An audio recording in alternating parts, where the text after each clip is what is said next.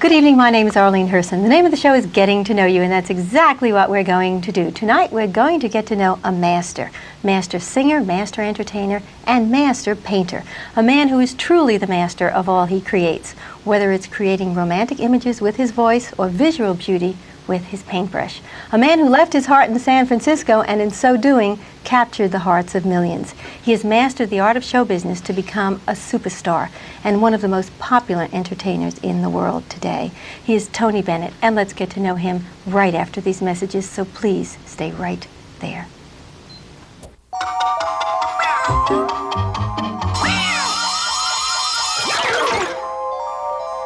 Janine woke up in a cold sweat with one thing echoing through her brain.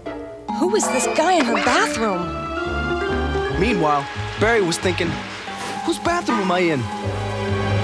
Janine remembered going to the party the night before and getting smashed out of her mind. Barry remembered getting drunk and acting really stupid. Eventually. The whole evening came back. Oh, I must be really stupid. I must be really dumb. What did I do? How did I get myself into this? Well, what did I do? How did I get myself into this? What about AIDS? Then they both realized, much to their relief, that unlike the rest of us, They were just cartoons. get high, Get stupid. get AIDS.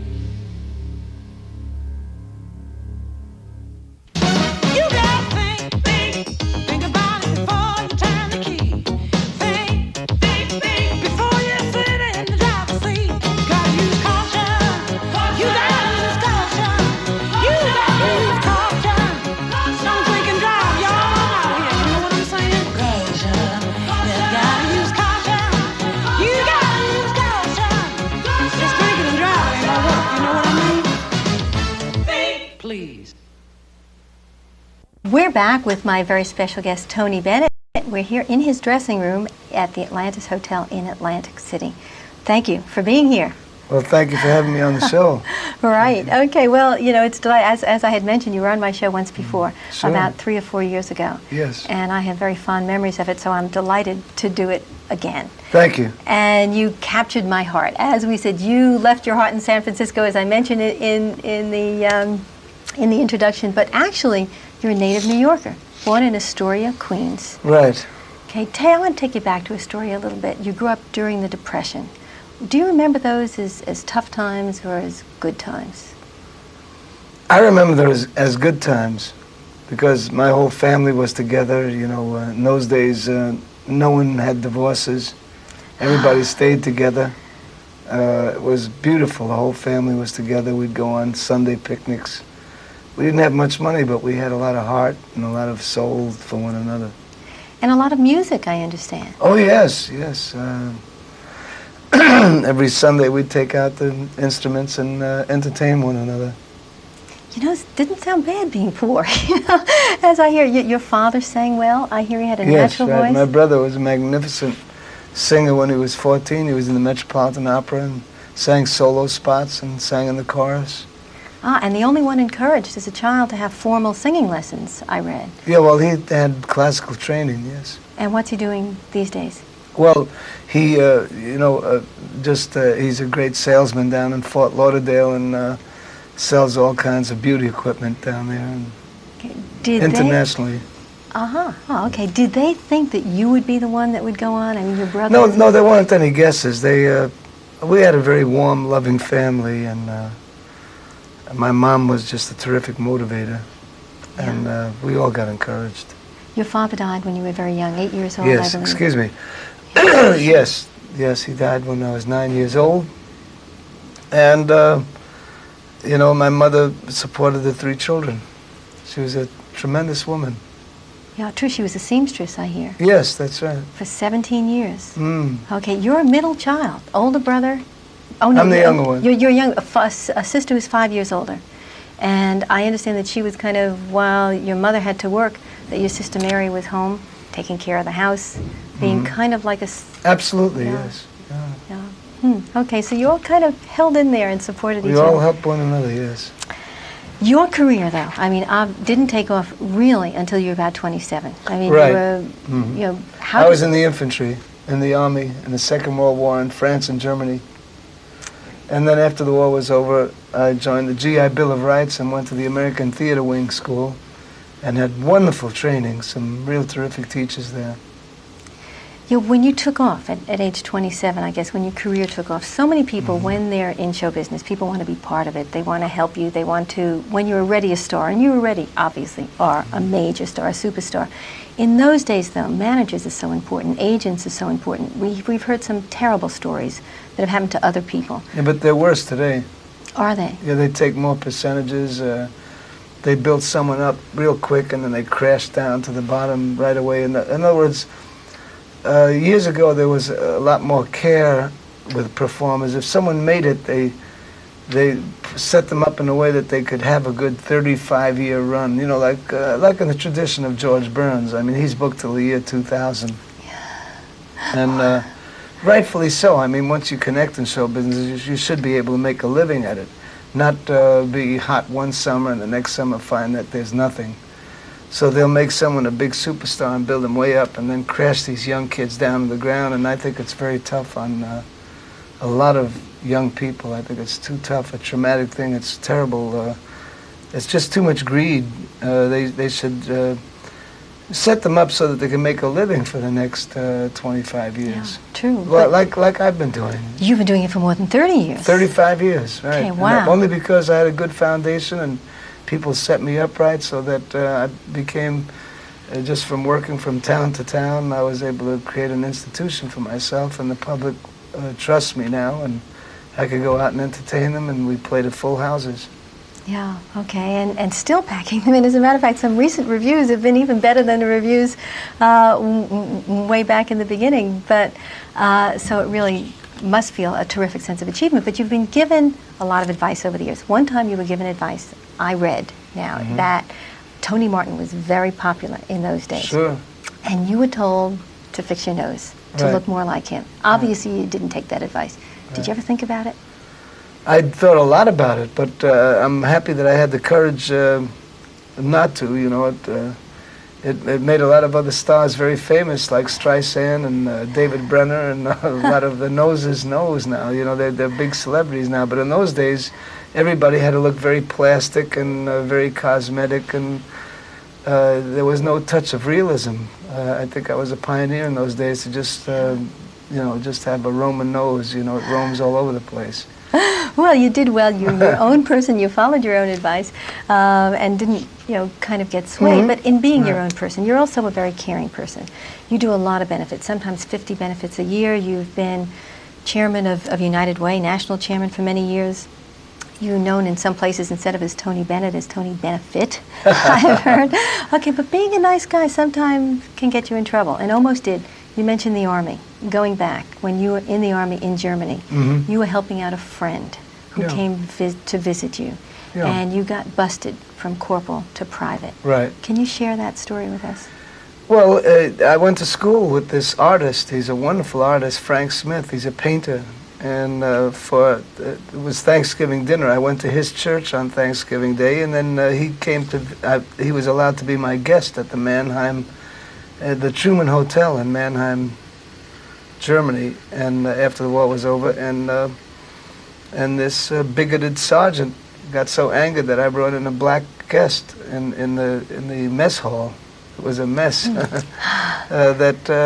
He busted me and sent me to a terrible organization called Graves Registration, where you dig up dead bodies out of the battlefield. And Lefkowitz, Major Lefkowitz, was the one who kind of saved me and heard about the injustice of it all and pulled me out of there and put me with a wonderful army orchestra. And that inspired me to become a singer after that. That left an indelible mark on my mind. I can't. I'm obsessed with the ignorance of bigotry ever since then. I just don't understand why people don't look at one another like human beings everywhere in the world and treat one another like that. I don't think they should, no one should put one another down. Ever since then, I'm very adamant about all kinds of causes about minorities or bigotry, you know, like the American Indians or Martin Luther King. I'll defend it I don't stand on a soapbox, but if there's a major injustice like South Africa, I'll say, hey, what are you doing? Slow down. This is wrong. That's terrific, you know, because I've heard there are lots of people that know Tony Bennett as a singer and as a professional, and we're also going to talk as an artist, but I also know people that know you as a person, and everybody has had only the nicest things to say about you. That's lovely, thanks. And obviously it's because of that, because you do care. And if somebody like Tony Bennett gets out there and talks about how he feels, people do listen. Well, I dislike overdoing it. I mean, I'm in show business, and I really like to stay out of politics. That's for the politicians. I like just entertaining people, but every once in a while there is a very serious injustice that happens to certain groups of people, like the Holocaust, like the Martin Luther King, like the tragedies of the Kennedys. And you have to, Kent State, you know, certain times you have to say, hey, wait a minute, what's happening? And go out against it. Yeah. Good for you. We have to say something now that we have to take a break. Okay. And then we're going to come back and talk some more. We're speaking with Tony Bennett. We're in his dressing room, and we'll be right back after these messages, so please stay right there.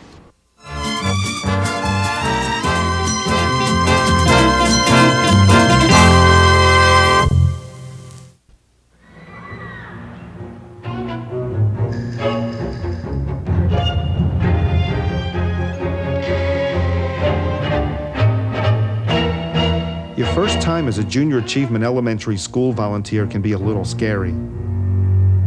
Can you get kids that young to think about their futures?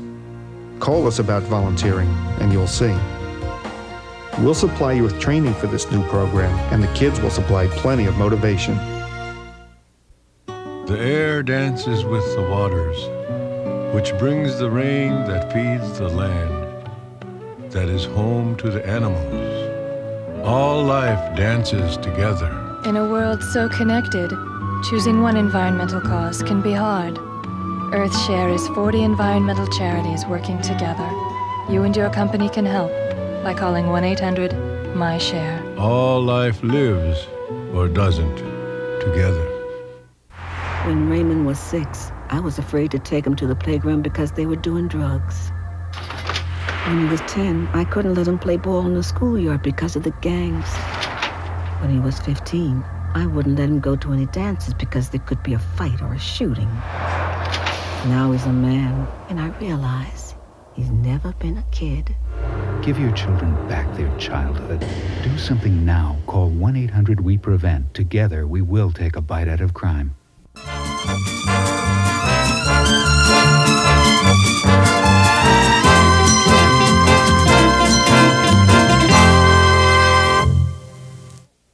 We're back. We're with my guest, Tony Bennett. We're here at the Atlantis Casino Hotel in Atlantic City in Tony Bennett's dressing room.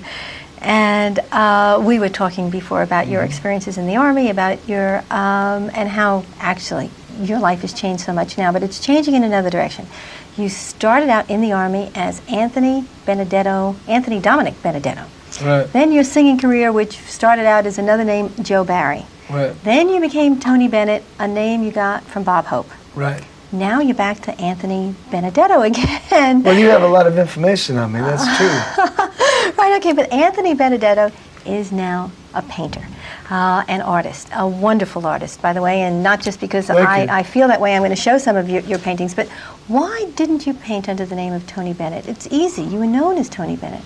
Well, I just decided to have two different occupations, to take that ambition to try and have a singing occupation and a painting occupation. I figured the best way to do it is to have go back to my family name for my painting, so that I would have two separate careers. Right, well, they are two separate careers. Actually, we have a calendar here. This is very special because it's not for sale. I understand it's various samples of your painting, which you have done for friends and as special gifts for people. Yeah, they were done during the last holidays, you know, just for special friends and to send a calendar out to everybody for the new year. Okay, but not everybody can do this. Here, we have actually, you've used both your names, Tony Bennett, Anthony Benedetto. Can you tell us about this one that you've done, where you did it? Well, this was in the south of France, and this will be highlighted at the Art Expo in California. It'll be the first time Art Expo is in Los Angeles. And luckily enough, they're using me to be the theme of the Art Expo. I'm very thrilled about it because there's thousands of artists and everyone's selling their wares, and they're using me as a kind of trademark for the advertisement and promotion for the Art Expo. So they're really punching it up, and of course I'm thrilled about it. Right. Don't blame you. Don't blame you. That is just actually, I wish we could show every single one. We can't. I'm just going to show some of them. I'm going to look at all of them. We have, I didn't know you painted portraits also. Yeah, that's my daughter Antonia. I painted portraits. The last 3 years I've been studying with a gentleman called Basil Balin, who's on 57th Street in New York City, and he's a wonderful teacher who teaches other teachers. And I've been at his classes, and they're sensational. Anybody who has the desire to paint should look him up. He's on 57th Street, and he's a wonderful private teacher. He's also here in Atlantic City with you. Yes, now, he's my great friend. Do you paint while you're on the road? Will you be painting here? Is he here as a friend, or is he here kind of because you're going to be painting? Well, we're always totally involved. You know, he's a master painter, so he always... I'm always painting, and we always have an interplay in talking about what to paint, how to paint, talks about the old masters, how they did it. And it's quite an education having him as a friend. Okay. But are you painting here now in Atlantic City? Yes. Right now I'm doing a portrait of Mayor Bradley of Los Angeles, and that's what I'm doing up in my room. A commissioned portrait, or one that you're doing just because you want to do it? I understand he's going to give me the key to the city, so I have to give him something back somehow.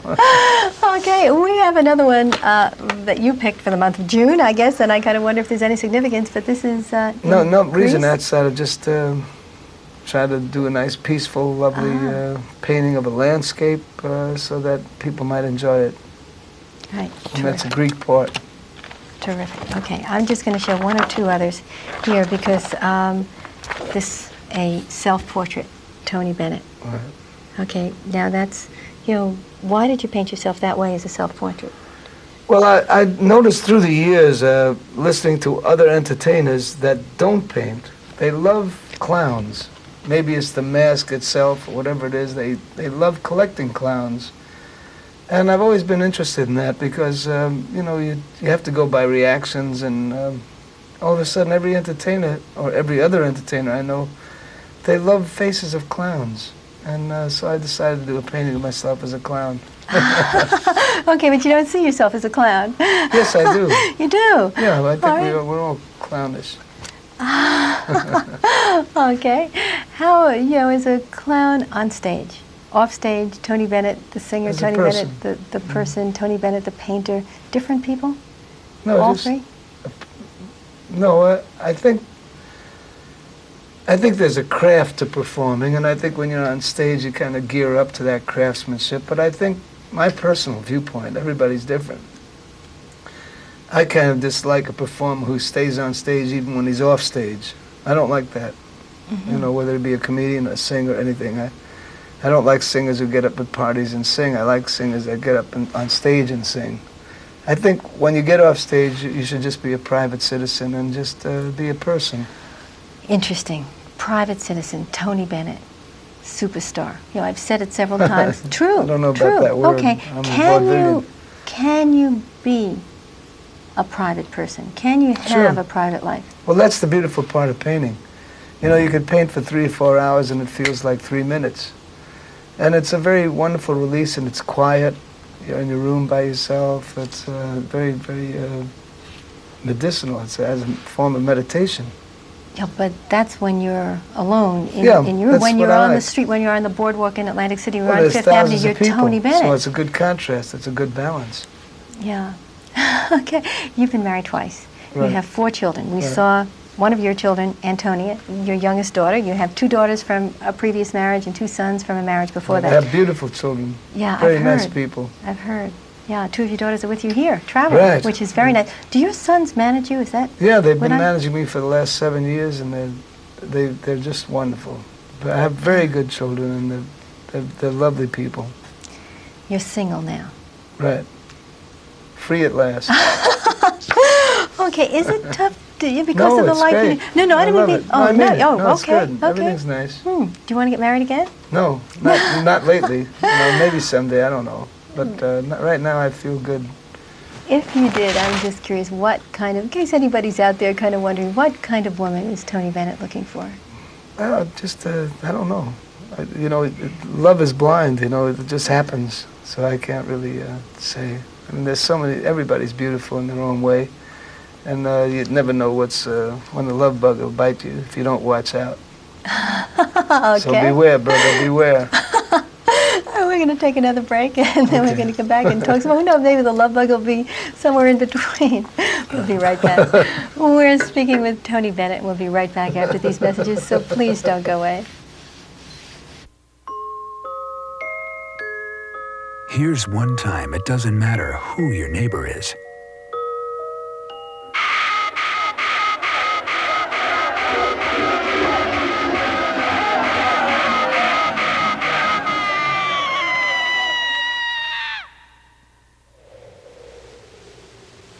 Here's the other. Life's too short. Stop the hate.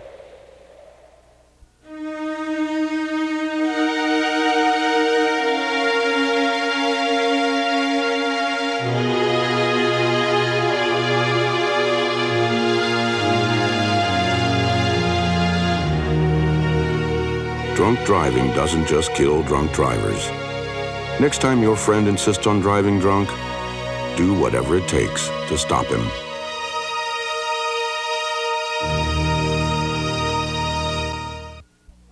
My hero? Isaiah Thomas. Kevin Costner. Mr. Wong. These are teachers, but to the kids they've reached, they're heroes. My hero? Mrs. Wooten. If I don't get through to that child, who knows, maybe no one else will. Teachers have the power to wake up young minds, to be heroes, to make a difference. Reach for that power. Teach. Find out how by calling 1-800-45-TEACH. Be a teacher. Be a hero.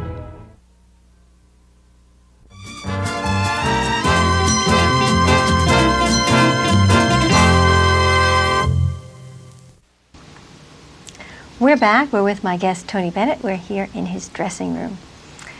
You described yourself as a lucky person. Lots of things that I've read, you have said it yourself, but I can't believe it's been all peaches and cream. Has there been a time when you've ever regretted being in show business? No, I've always. I really am a lucky guy. I'm not kidding you. I mean, some people say, interviewers every once in a while, I say, hey, I've been looking through all your bios and I've never seen you get a bad review. Actually, I've been very fortunate. I mean, I really don't get bad reviews. I mean, sure, a lot of times you feel like I'm failing somehow. I'm restretching for something, trying to learn something, and I'm wondering whether I'm going to get it. And there's the usual butterflies before you go on stage because of the care. But then it's so gratifying, whatever sacrifice that might happen, it works out. The audience likes it. And as I say, ever since 1962, I've been sold out everywhere in the world. And here it is, 1985, and I've had a marvelous life, actually. Beautiful children. I'm very blessed. Yeah, in fact, my name in Italian is Benedetto. And funny enough, it means the blessed one. Okay, well, you were lucky way back as a child. I understand that there was a Thanksgiving dinner. That's true. Where you know about that. Yeah, okay. It wasn't a turkey. You won a raffle. You won a turkey. You couldn't afford to buy one. Right. So it's been going good ever since. I've been a lucky guy. I'm just fortunate. You said something earlier when I called you a superstar. You said, you kind of made a face and you shrugged and you said, I'm a vaudevillian. Yeah. What did you mean by that? Well, I'm not in legitimate theater. I go around from town to town in concerts, and it's really vaudeville. I mean, I really play concert halls. They're nice. They're nicer than the theaters were years ago, but they're like Lincoln Center and Carnegie Hall and places like that, beautiful places like the Atlantis. But I go where the work is, and I travel all over the world, and I'm really a vaudevillian in the tradition of Jack Benny or George Burns, Eddie Cantor. Did you want to go into legitimate theater at any point? I thought it would be nice, but it's kind of clicked up. I mean, it's a special thing. You have to just do that and stay away from almost everything else, and it's quite a game. I adore theater. I go to theater. I love to see good performers, good actors. I love it. But I'm really a singer. That people like me to sing, and I love to paint and sing. And George Burns once said, the public will tell you what you should do if you stay on stage long enough. They'll tell you just what they want out of you. And they like my painting and they like my singing, and I'm happy with that too. I could combine business with pleasure because I like doing both. Yeah, and doing well. So I'm very happy doing my work. And doing well at both. You know, obviously we know you're doing well as a singer, as a painter, so as an artist. Some of your paintings have gone for well over $10,000. You were commissioned for some things I read for $40,000. Mm-hmm. I mean, a lot of money. We're not just talking about painting as a hobby. Right. You could support yourself if you wanted to and never sing another note. Right. And just paint. Yeah. You are a lucky man. I know it. You I are a lucky believe me, man. I'm not just being buttery or sugary or something. I'm really a very fortunate guy. There have been times, though, that many people of your stature have had to employ bodyguards. You know, have not been, you know, have you ever felt in danger? Have you ever felt that you needed I've done all that kind of stuff. You know, I've had bodyguards, I've had fan clubs, appreciation societies, all different things. And then I've kind of shedded all of it. I still get along great with the public. It became quite a drain, you know. You seem to get in trouble. When you have about 3 or 4 bodyguards around you, they create trouble. It's funny, they push people out of the way. Get out of the way, he's coming, you know. One time, the funniest thing happened to me at an opening in Las Vegas, a big opening of the Hotel, a Landmark. Tom Jones had about 6 bodyguards around him. And all the fans, the young girls were going, Tom Jones, Tom Jones. And I went into that circle and pushed Tom Jones out of the circle, and they all said, Tony Bennett, Tony Bennett. Okay, you didn't need the bodyguards. Yeah, right. I'd rather not. I'd rather take a 2-block walk by myself, and if somebody kids around with me, I'll just punch them in the face. Oh, well, yeah. Be my own bodyguard. There goes the image, Tony Bennett, the nice guy. Okay, we only have 30 seconds. No more nice guy, right? We only have 30 seconds left. You've been in the business for over 30 years. Music has changed so much. Yet you're as popular today as you were when you started out. Why do you think you've maintained such wonderful popularity? I think it's, I've always kept an interest in popular music, and good popular music. You know, like Gershwin, Harry Warren, Irving Berlin, Harold Arlen, the great craftsmen like Jerome Kern. I've always hung around good music, very good music, and that's kind of kept me afloat. It makes my life interesting. It's very educational, and it makes me grow as an artist because they did things in a very crafty way, and it's taught me a lot about doing things with quality. Right, but also, as I've heard, you love what you do, and I think that's part of it, and it shows. I think that has something to do with it. And I loved having you as a guest on my show again. Thank you. And I thank you very much. I'm sorry to say that we're out of time. I hope that you have enjoyed getting to know Tony Bennett. I know that I certainly have, and that you'll join us again next week. Meantime, good night. It's been a pleasure getting to know you. Getting to know you.